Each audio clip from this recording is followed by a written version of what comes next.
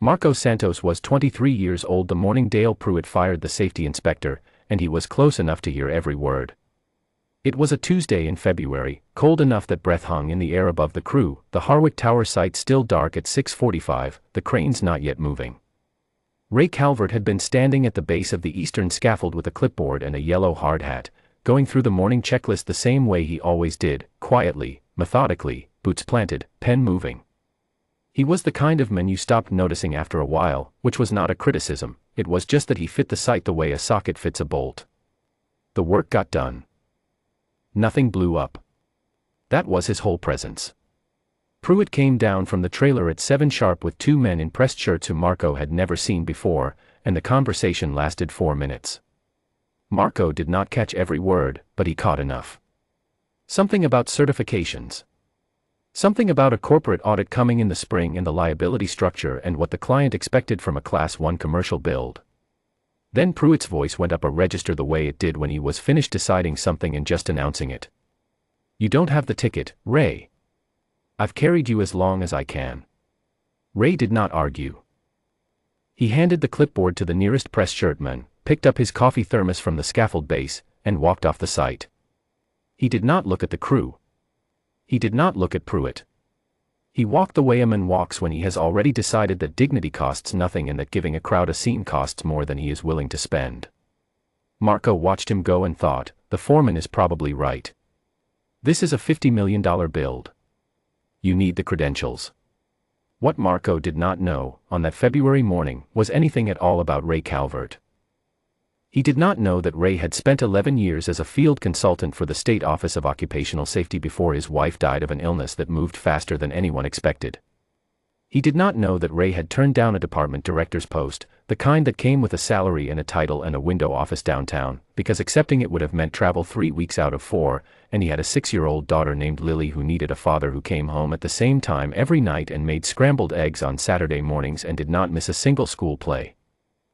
He did not know that Ray had taken the site inspector position at Harwick because it was 40 minutes from Lily's school and the hours were fixed and the pay was enough and the work was something he could do in his sleep, which left the rest of his mind for Lily, which was the whole point. He did not know any of that. He just watched Ray walk through the gate and thought, the foreman is probably right. The replacement came the following Monday.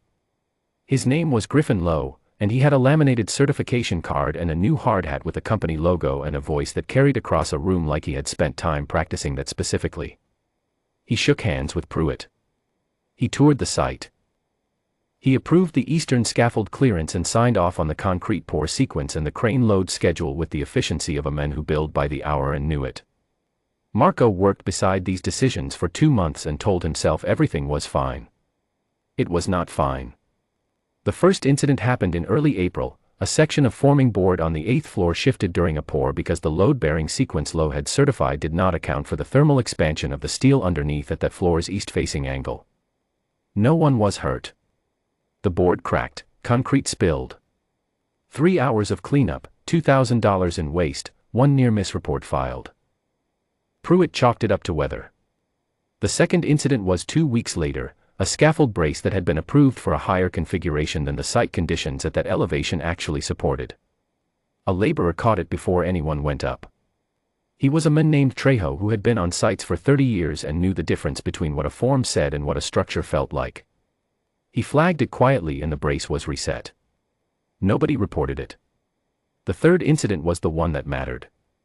A subcontractor's crew was working a trench on the south end of the site, and Lowe had certified the shoring setup as compliant with a soil classification rating that was incorrect. The actual soil on that end of the lot had been reclassified 18 months earlier in the county survey, soft fill over clay, not the compacted base the form assumed. When the state's regional inspector came through on a routine check, she saw the certification, she checked the county record, and she had the trench work stopped before lunch. By 2 in the afternoon she had issued a partial work stop order that covered the south third of the site. By 4 o'clock she had pulled the full site permit. Pruitt stood in the trailer with the stop order in his hand and his phone going off and Marco standing close enough to see the color leave his face. Lowe was already making calls, trying to find the soil reclassification record, trying to find a path. Pruitt gave him 40 minutes. At the end of it, Lowe spread his hands and said there was a remediation process and it would take 4 to 6 weeks and the site's general liability carrier would need to be involved. 4 to 6 weeks. 16 stories in the air, 82 workers, a contract penalty clause that kicked in at 30 days. Pruitt sat down. For a long moment he was just a man staring at a piece of paper. Then he looked up and said, almost to the room, "Who wrote the state protocols on soil class shoring compliance?" "Who would I call?" Marco did not know. He went to the site safety binder to find the state reference document, the one they were required to have on site at all times, the one that listed the current protocols and the citations. He found the binder on the shelf above the fire extinguisher, flipped to the front matter, and read the cover page. Field Safety Reference Manual, Revised Edition. Prepared under contract for the State Office of Occupational Safety. And below that, in smaller type, Principal Author, R.L. Calvert. Marco stood there for a moment. He read it again. Then he carried the binder to Pruitt's desk and set it down open to that page without saying a single word. Pruitt read it. He read it again. He set the binder down on the desk very carefully, the way you set something down when your hands want to do something else, and he looked at the ceiling for a moment. "Find me his number," he said. They found it through the payroll records from February. Someone called. Ray picked up on the second ring. He did not come that afternoon. He had Lily's Thursday pickup at 3:15, and that was fixed, and it was not something he adjusted. He said he would be on the site at 8 the next morning and he was. He came through the gate in the same boots and the same yellow hard hat, and he carried nothing but a notebook and his thermos, and he walked straight to the south end without stopping to speak to anyone. The state's regional inspector was back at 8:30. Marco stood near the trailer and watched from a distance, because there was nothing useful he could contribute and he understood that. He watched Ray walk the trench with the inspector, watched him pull out the notebook and write something, watched the inspector pull out her own clipboard. They spoke for 40 minutes. At some point Ray retrieved the county reclassification record on his phone and walked her through the delta between what the form assumed and what the survey showed, and then he sketched a shoring modification sequence in his notebook and tore the page out and handed it to her. She studied it. She wrote something on her clipboard. Then she extended her hand to Ray the way you extend your hand to someone who just handed you the solution to a problem you had given up on. By 10:15, the South End work stop had a remediation pathway signed by the state's office. By 11, Ray had walked every section of the site with the inspector and given her a written assessment of the full permit question. By 12:40, the inspector had lifted the full stop order with conditions. 2 hours. The thing Lowe had said would take 4 to 6 weeks. Pruitt came out of the trailer when the inspector's car pulled away and he walked across the site to where Ray was standing at the south end trench, making notes. The crew was watching. They were not pretending not to watch. They were just watching. Pruitt stopped 2 feet from Ray and he said, "I need to ask you something." Ray looked up from his notebook and waited. "What do I have to do to bring you back on this site?" Ray did not answer right away. He looked out across the site for a moment, at the cranes moving again, at the crew filing back to their positions, at the eastern scaffold where he had handed over his clipboard in February. Then he looked back at Pruitt. "2 things," he said.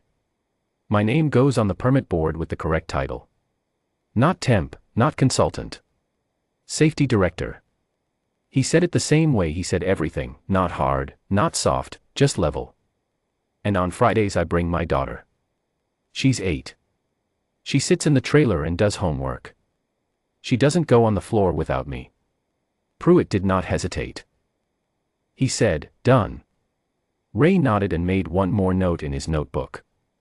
Then he capped his pen and put it in his chest pocket.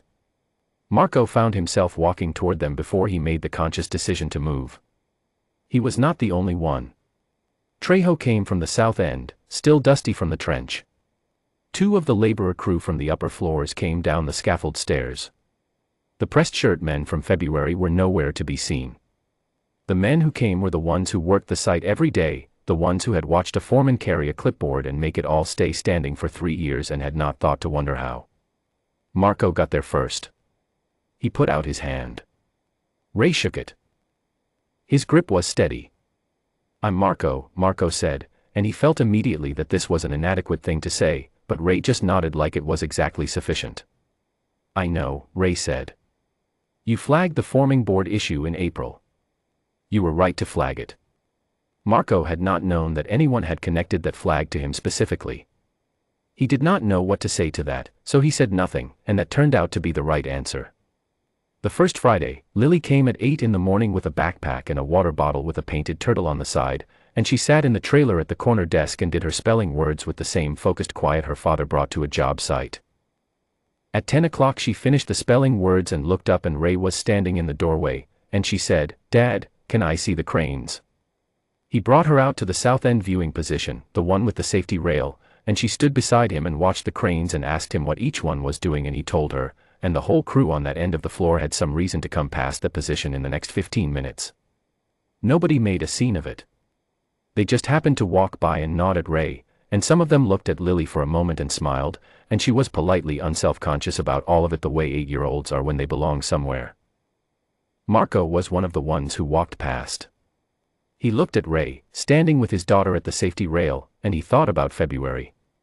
He thought about the way a man walks when he has decided that dignity costs nothing. He thought about a cover page in a binder that had been sitting on a shelf above a fire extinguisher for 3 years and that nobody had read until the day they needed it most. Ray Calvert had not come back to prove anything.